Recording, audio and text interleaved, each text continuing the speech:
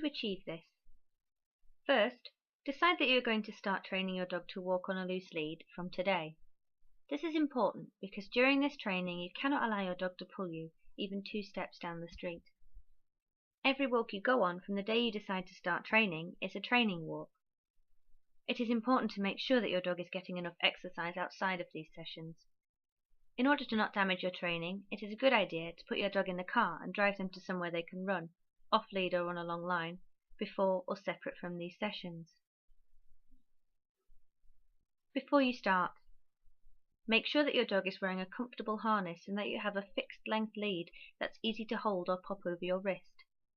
This is not to physically control the dog, it is to protect their throats from damage just in case they lunge forward if a distraction happens when you're not prepared, when you are not yet at the stage where your dog can walk on a loose lead with distractions.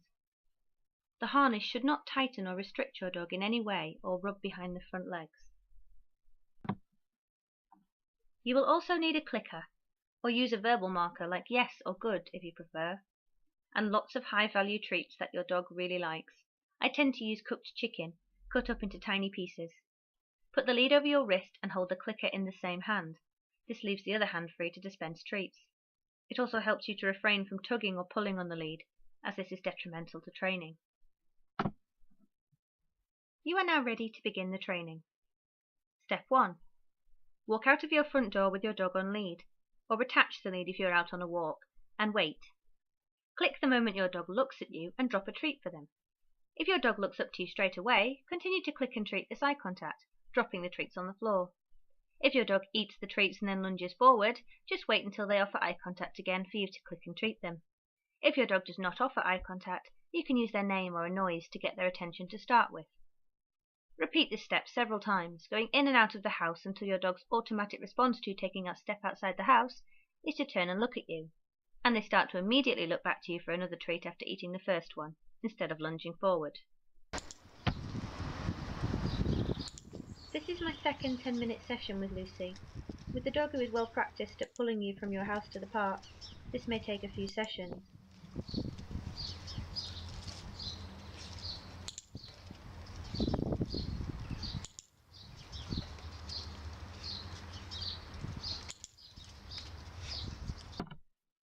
Step 2.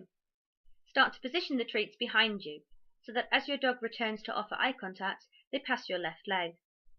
Click this moment, again placing or throwing the treat behind you.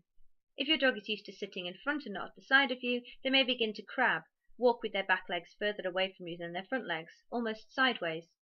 So try and click to mark your dog being in the position next to your left leg with their front and back legs parallel to you, pointing in the direction you are walking. You can also use a lure reward method to teach your dog this position, as demonstrated with Lucy.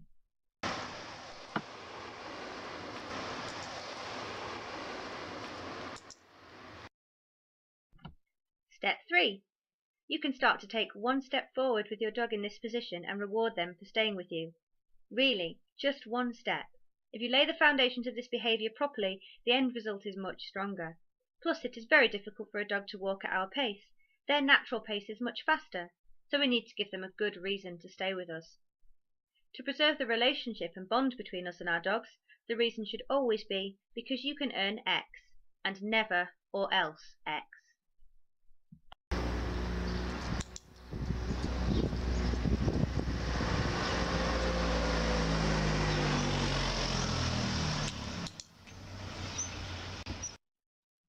As your dog gets really good at staying with you, you can add more steps, one at a time. If they do lunge ahead, just stop, and once they have decided to come back to your side, reward after 1 or 2 steps forward. You do not want to reward your dog for coming back immediately after lunging, or you set up a behaviour chain of lunge ahead, come back, get treat, and you will end up with a yo-yo on the end of the lead.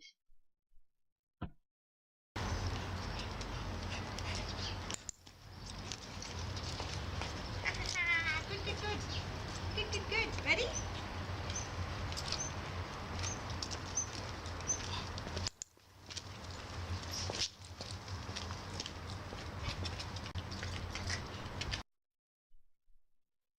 Step 4. When your dog is reliably walking on a loose lead out of your house and down your street, start from step 1 again in a variety of new situations, so that your dog starts to generalize the idea of walking on a loose lead to all sorts of different places, on the street, through town, in the park, on the beach, etc. Here we are doing the whole exercise from scratch at the side of a quiet road. Stepping off the curb has thrown her. It is a very different situation.